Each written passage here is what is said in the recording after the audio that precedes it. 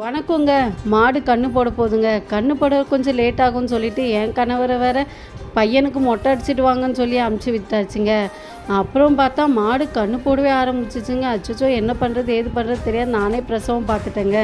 அதனால் இந்த ஸ்கிப் என்னால் எடுக்க முடியலைங்க.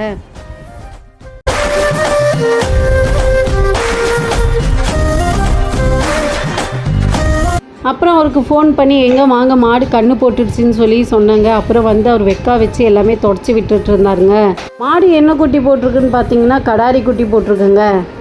வெள்ளிக்கிழமை அதுவுமா கடாரி குட்டி போட்டதில் எங்களுக்கு ரொம்ப சந்தோஷங்க.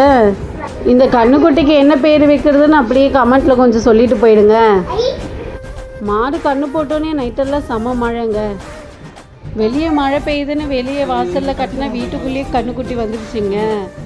அப்புறம் மாட்டுக்கு சுடுதண்ணி காய வச்சு நல்லா இடுப்பு மேலே எங்கள் வீட்டுக்காரர் ஊற்றி விட்டாருங்க. எப்போவுமே கன்று போட்டுடுச்சுன்னா மாட்டுக்கு சுடு தண்ணி ஊற்றி விடணுங்க. அதனால ஊற்றி விட்டுருந்தார். மேலே போய் மழை வருதுன்னு சொல்லிட்டு கோழியை பார்த்துட்டு இருந்தா கோழியெல்லாம் நனைய ஆரம்பிச்சிச்சுங்க. தீவனம் இருக்குதான்னு பார்த்தா தீவனம் கொஞ்சம் தான் இருந்துச்சு. சரி கொஞ்சம் கொட்டி விட்டுட்டு போயிடலாம்னு சொல்லிட்டு தீவனம் எடுத்துகிட்டு வந்து கொட்ட ஆரம்பிச்சாச்சுங்க. தீவனையெல்லாம் கொட்டிட்டு பார்த்தா ரெண்டும் இந்த சைட்லேருந்து இந்த சைடு பேசிகிட்டு இருக்குங்க. சரி வந்துட்டு சேவலுக்கு இது கொஞ்சம் தீவனம் வச்சுட்டு போயிடலான்னு அதுக்கும் வச்சாச்சுங்க. சுற்றி பார்த்தா சரியான மழை பெஞ்சிட்டு இருந்தது. கீழே கன்றுக்குட்டி வேற நனைஞ்சிட்ருக்குன்னு சொல்லி கடகடன்னு கீழே இறங்கி வந்தாச்சுங்க.